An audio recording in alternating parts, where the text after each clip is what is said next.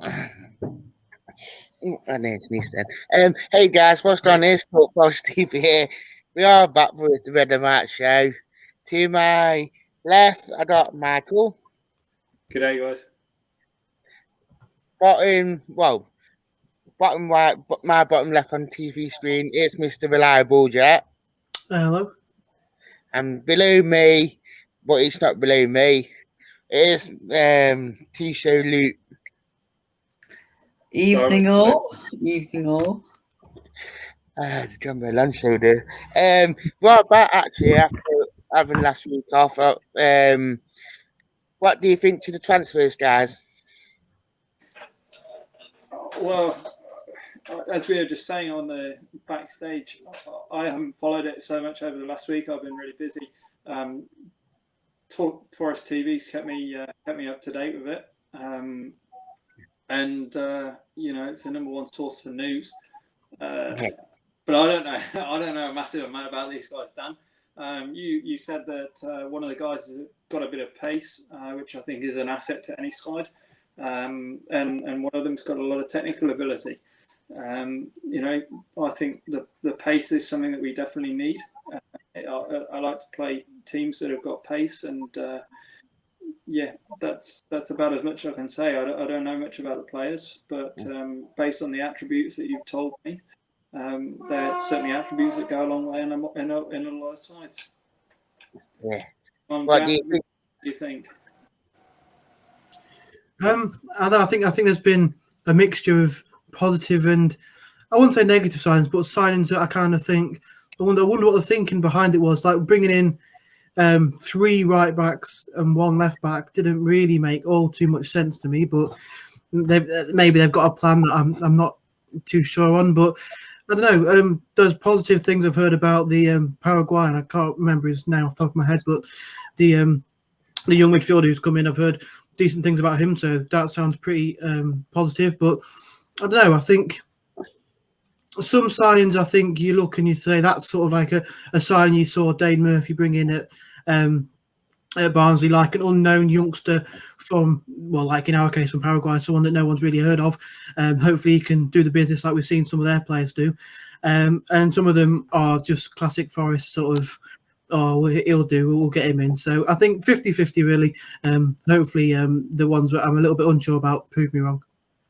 Yeah, I know, bringing in the fullbacks maybe could be a formation change.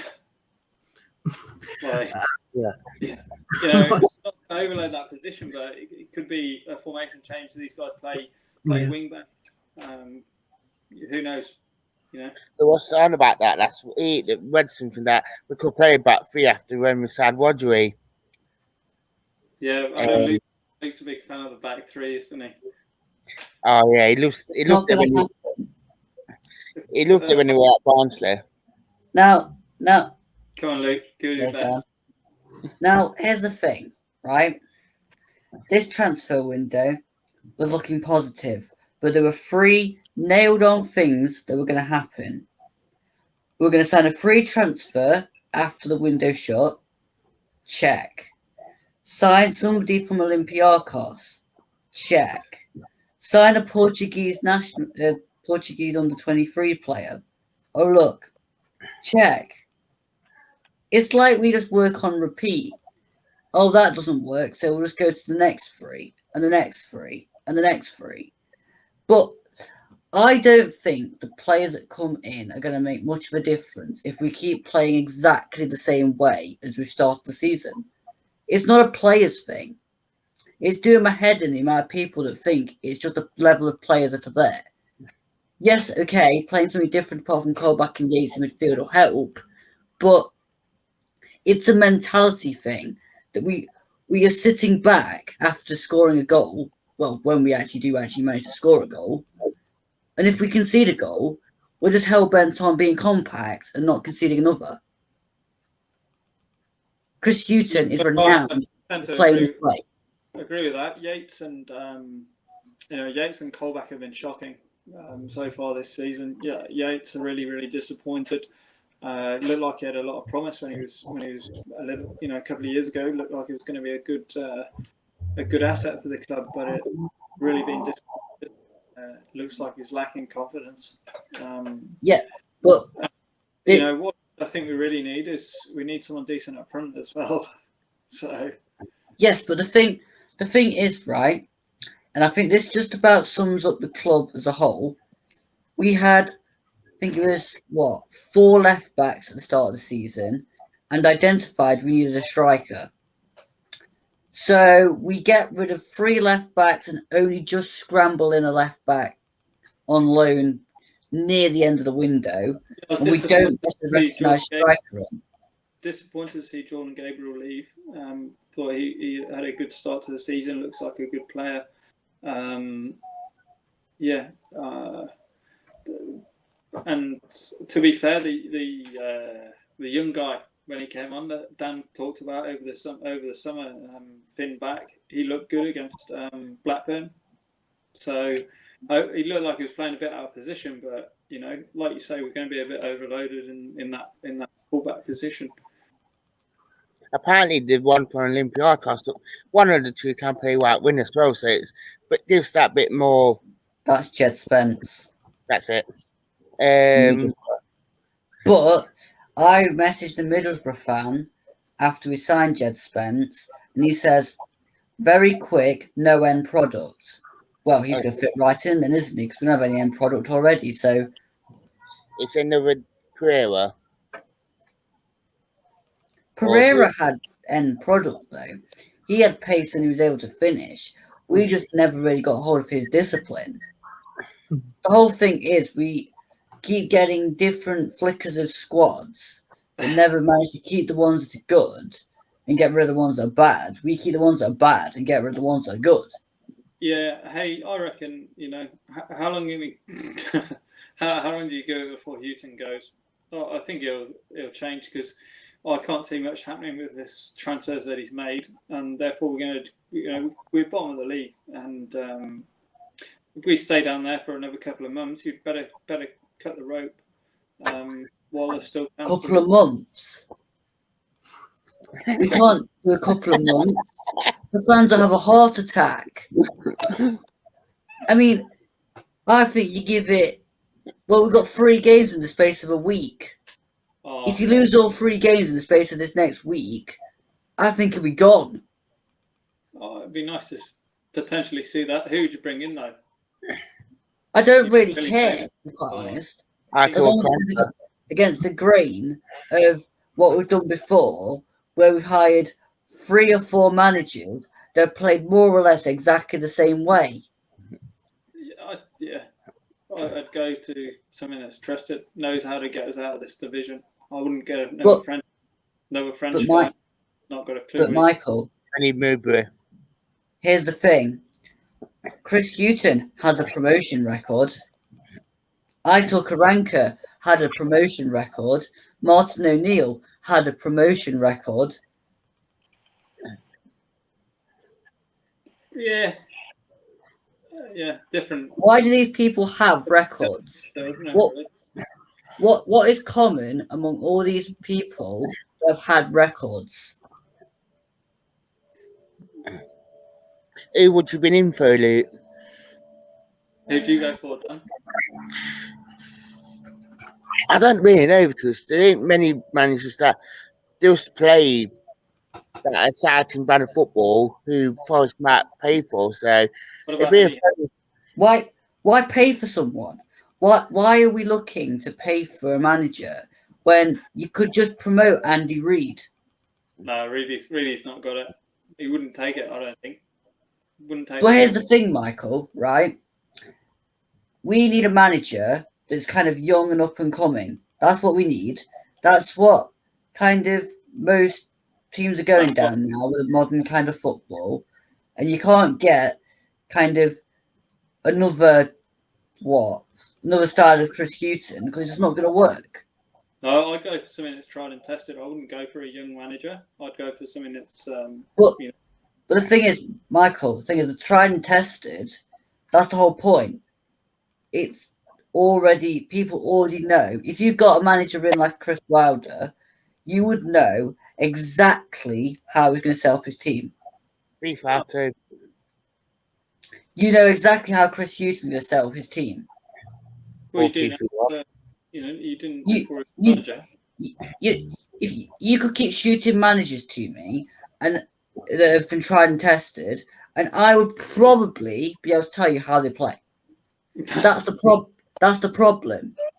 We need a manager that What teams about do not know how they're going to set up their teams. Bring Frank Lampard in. I wouldn't see Frank Lampard coming because he's managed Derby. Oh, you think he's got a lot of feeling for Derby and therefore wouldn't do it? Mm. Or you think that Forest wouldn't employ him because he's managed Derby? Both together. Maybe. What do you think, Dan? Is there anybody in the sort of in the lower leagues that we could pick up? Here's one for you. Ben Olsen. Who? Ben Olsen. Never. DC United. Say it again. From what about from United? DC United, where Dave Murphy came from. I thought it's the base for United. No, that's Chettle. I wouldn't be surprised if we end up getting like Tony Pulis or something like that. I mean, that would be the most. Don't. Oh, please, Jack, don't. Yeah. I don't think Dan would have enough time for the video that would come if we got in Tony Pulis, because I'd literally have to rope in Punk Chef and everything. Yeah. Getting back to the transfers, was it a good transfer window for Forest getting rid of the players that we did? Can I honestly say the transfer window, I think, was the most predictable window in history.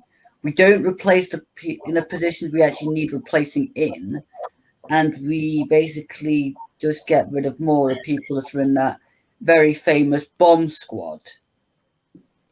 I mean, I think we're adding to this bomb squad instead of actually getting rid, because I think a few more have joined that we don't know about since the season started. I mean, I think Colback and Bong are actually part of this bomb squad.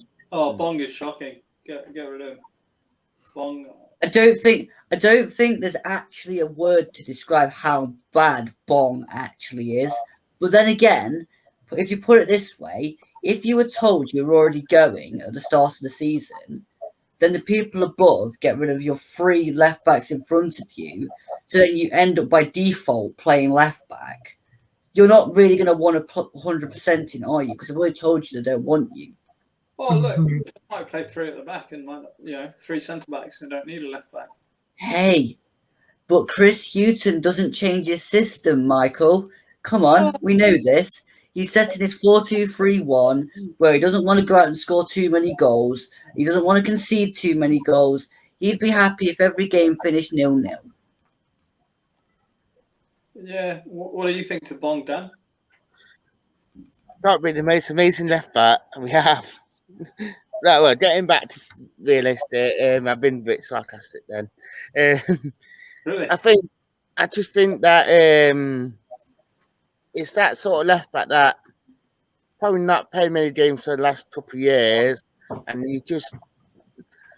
I see why he went playing in Brighton, so, and then obviously we just signed him.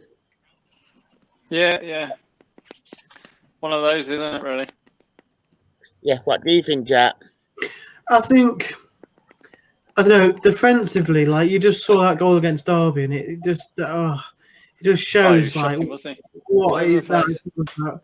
But I mean, you see him you saw him second half. He was getting himself forward and taking on a few players, but I don't know. I think he might be a bit past it now, and I'm glad we've got in somebody who can play left back, so we don't have to rely on Bong week in, week out. But yeah, defensively, I don't know what he tries to do. Going forward, he's a bit helpful now and again going forward. But yeah, you saw that Derby goal, that was ridiculous. Can I just point out? What's he like at training, Dan? Don't really know, to be fair, but I imagine he just rolls up and think he's Roberto Carlos. Can I just point out something? Chris Hughton said that he didn't play Max Lowe because he only had one training session.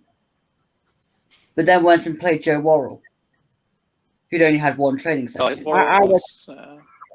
I reckon he's been back in training for a while. I just think he just played that card just to say that he is back.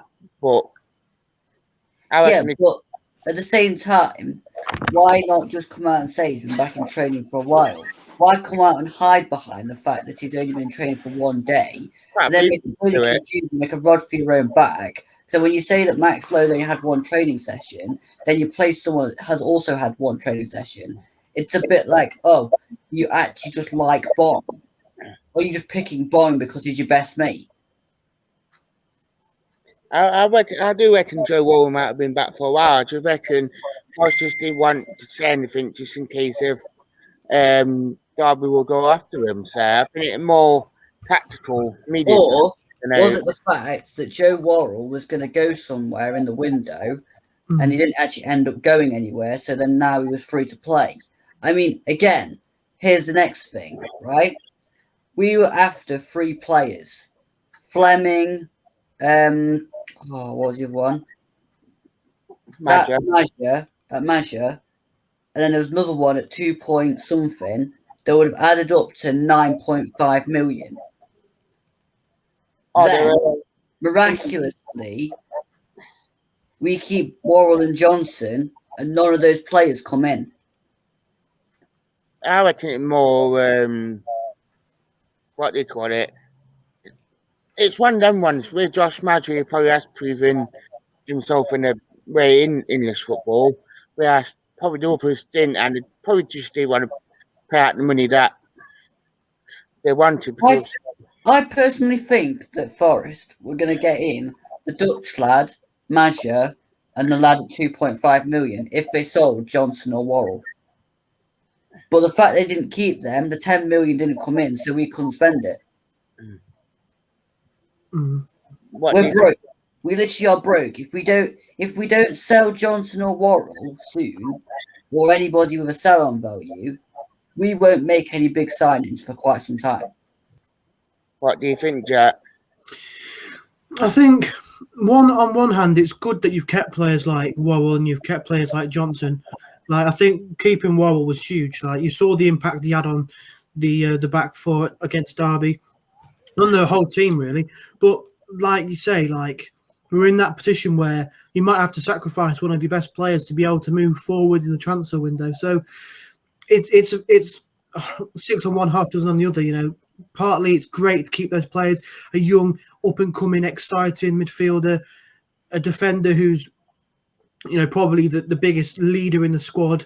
To keep them, on the face of it, looks really good. But like you say, if it's holding us back in the transfer window, as a business point of view, is it the best thing to try and move them on?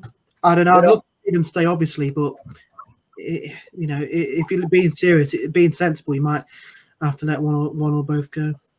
But arguably speaking, if you recruit well and do your scouting properly, and actually go and make offers at the start of the window and not be lackadaisical and slow and then wait till about 2 weeks before the window shuts to actually do anything whatsoever, then you're not going to miss Worrell or Johnson because you scouted the player in that could potentially be even better. That's what Barnsley and Brentford do. They go and look for the player before they sell the next one, and they know that the players coming in is more or less going to seamlessly fit into the style of play. Yeah. Feedback. Yeah. What do you think, Michael?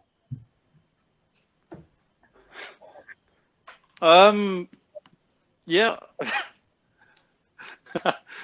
To be honest, I don't know. Not so sure.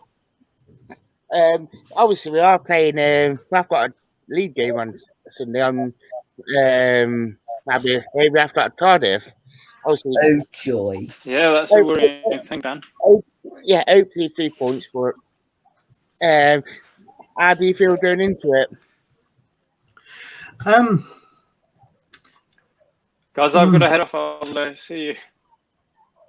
See ya. Before we touch on Cardiff, can I just mention again how shocking our ticket office is? I mean, how long have they had to sort out the online ticket service? I mean, I honestly have got to the point where I think that Forest have given up on the fans altogether. I think it's more Ticketmaster than it is Forest, from what I gather, because I know there've been problems with Ticketmaster all summer, especially with the season ticket. But why go to Ticketmaster?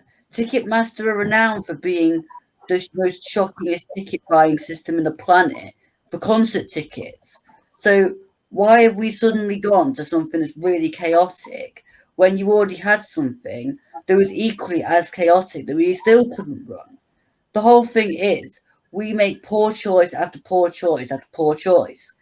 Whether it's tickets, whether it's having the ground shut for 18 months and doing no improvements whatsoever.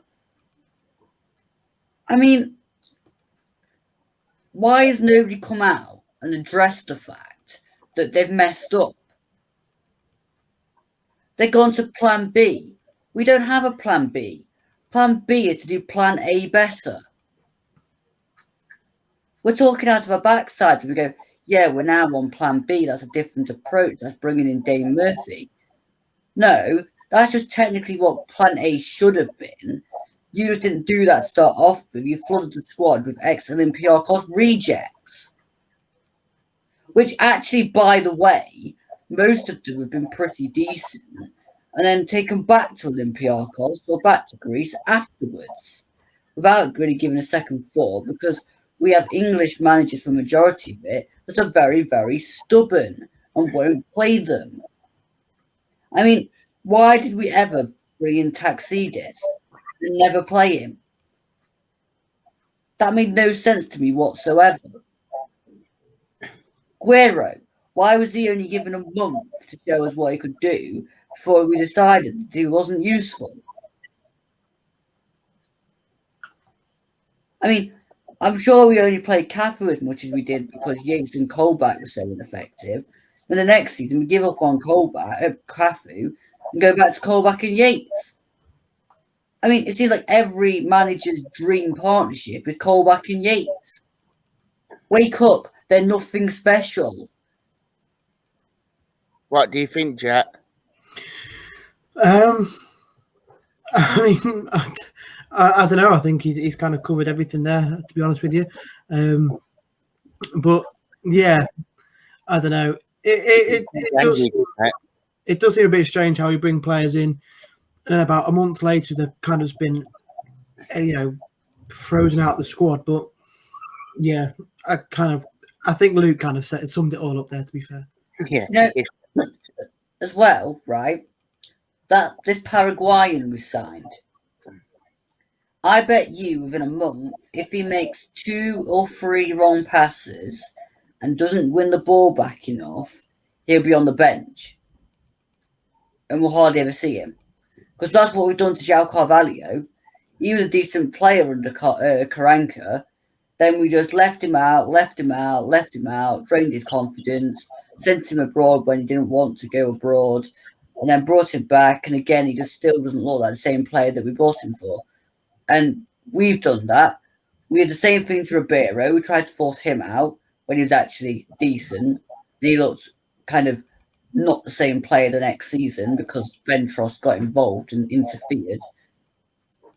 And I don't understand why when you have people in a job, they're not left to do that job you employed them to do. You've brought Dane Murphy in as the CEO. Let him be the CEO. If Ventros is a director, that means put up, shut up, unless it's a big decision to make. You don't get involved. Houghton is supposed to be the manager. Then again, if you're managing the team and basically coming out with this, let's not go and attack. Let's try and conserve a 0-0. Let's get the point. That sounds like a great idea. That's not the type of management I want to watch. And yes, I'm finding it very fun at the moment, winding up people like Chris Slatton on my group when he goes, oh, your posts are just boring because I'm going on about how bad Houghton is all the time. Well, I have stats and facts to base this with. The fact that 5 clubs worth of fans are basically saying exactly the same thing as us. That's not the players we have problem. That's a Houghton problem. And if you've got Newcastle, Birmingham, Norwich, and Brighton fans all saying exactly the same thing and is well documented amongst social media, then whoever hired Houghton needs to take a good look at themselves in the mirror. Because to me, being a nice guy and having 2 promotions under your belt and 2 top half finishes doesn't quite cut it when you're playing this much dire football, boring everybody to death, not changing things when it's not working, making like-for-like substitutions which make no sense to the squad, never mind anybody inside the stands, and then just leave it at kind of, 4 losses and 1 draw out of the first 5 games. Surely that was a sackable offence in itself. Never mind giving him till Cardiff to have another go at getting himself sacked. We are going to move on to the Cardiff game. I can see Luke's very in his real motion. Obviously, it's Cardiff on Sunday. How do you feel going into it? Dreading it. Absolutely dreading it. They've got 2 big lads up front because they didn't sell Kiefer Moore. They've got the typical Mick McCarthy way of playing balls into the box. They like to score from set pieces. We like to concede from set pieces. I mean, dare I go on? We won't attack. We won't score. We'll put Yates in midfield because it's Chris Houghton's golden child. And I don't see any other way than not getting anything out of the next 3 games if Houghton's in charge. We should have made the bold decision and sacked him over this international break. But we've been boneless, bottleless, and whatever. And they're just sticking with something that's not working in the hope that the players make a difference we've signed. Which won't, by the way, because we'll play exactly the same way and nullify everything that their strengths are. We'll make them look weak. How do you feel about the game Sunday, Jack? I was going to say I'm looking forward to it, but I don't know. I like to try and stay positive. I guess hopefully he's had the international break to, work with the new players, get them, I guess, working. I suppose. I don't know. I want to be positive. I don't want to be negative all the time. I want to try and bring a bit of positivity. So hopefully we can. I don't know. The draw against Derby can spur them on, and we can maybe. I don't know. A miracle can happen. We might get a point or 3, but I don't know. I think hopefully, because you saw the changes he made in the Derby game. I don't know if that was just because he thought, I'm going to lose my job here. I may as well go for it. Or whether he might be actually thinking, I don't know, let's give this a go. I don't know. But hopefully we can see something like that and maybe he goes for a bit more. But I don't know. You hope at this point. Wait. Chris Houghton thinking. I thought that Chris Houghton just had this miraculous idea when he went into management, and that was his thinking. Then he just relayed everything, and then just went, "Oh, I need a winger. You there, winger? Come here. You can go on for that winger." I honestly don't see where our first 3 points of the season will come under him. Unless the team is really, really bad. I mean, we stuck grabbing on for Yates. I mean, why couldn't we have done that in the 2nd or 3rd game of the season when really we needed to go forward and win the game? Just because it's Derby doesn't make it any less important to get the points. I mean, we got a point against Derby purely for the fact that it was Derby. But why can't every game be Derby? Why can't we go into every single game thinking we're playing Derby? That should be the mentality of the championship. Play every game like you want to win, not like you want to not lose. It's just boring, dire tactics, and I'm sick of it. It's manager after manager after manager that doesn't go out to score goals. They go out to conserve what they've got, and then if they get a goal, drop back a little bit further. No, most of the best teams go and get another goal, and then when they've got that goal, they go and get another goal. They may concede, but if you scored 3 goals and you concede 1, you're more likely to win than if you score 1 goal and then concede 1. That's just logic.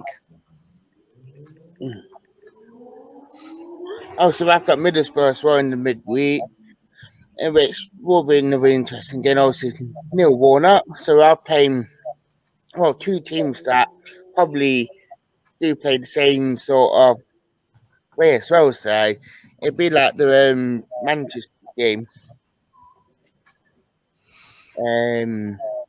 But just to round it all up about it. So obviously, we know how you feel about it, Luke. You don't want. Do we? Have I quite made my feelings clear tonight that I'm just not impressed with the club in any aspect whatsoever? I've not even got into the fact yet that the social media posts when they signed Ayeda and Drager were double kind of announcements together instead of 2 separate posts, which would have actually highlighted, oh yeah, we've signed this guy, then we've signed the next guy. I mean, we really should have announced 2 together, as in 2 separate ones, instead of having on a slidey thing that then people have to slide across on their computer to see who the next guy is.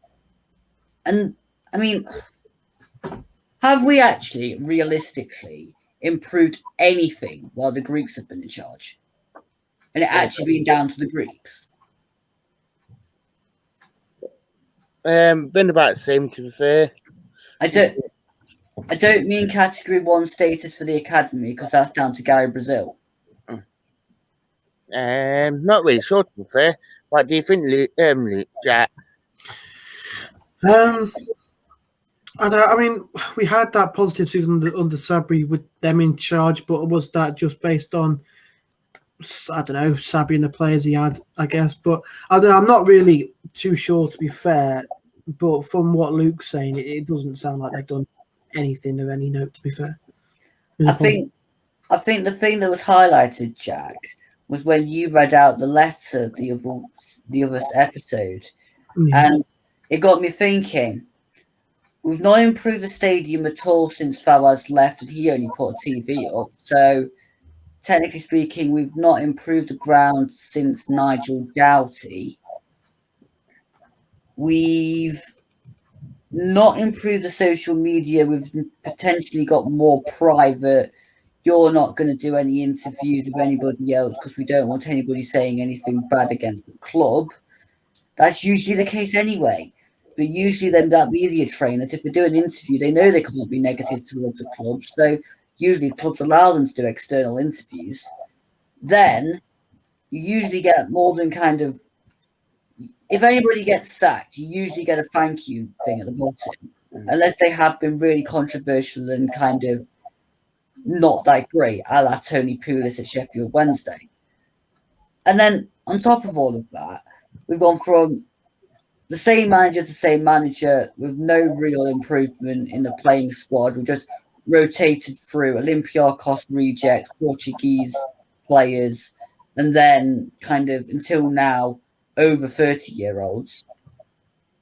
But at least now that's changed because we put Dane Murphy in charge. But again, you've got a cross thing of systems. You've with a manager that wants experience. Just bring somebody in that can play with the academy, 1 academy players and 2 of the young players we've already got in the first team. Get them playing a bit more faster and a bit more attacking, and then you might actually see Forest do something useful. While we continue this slow, laborious, boring kind of passive play, we're going down.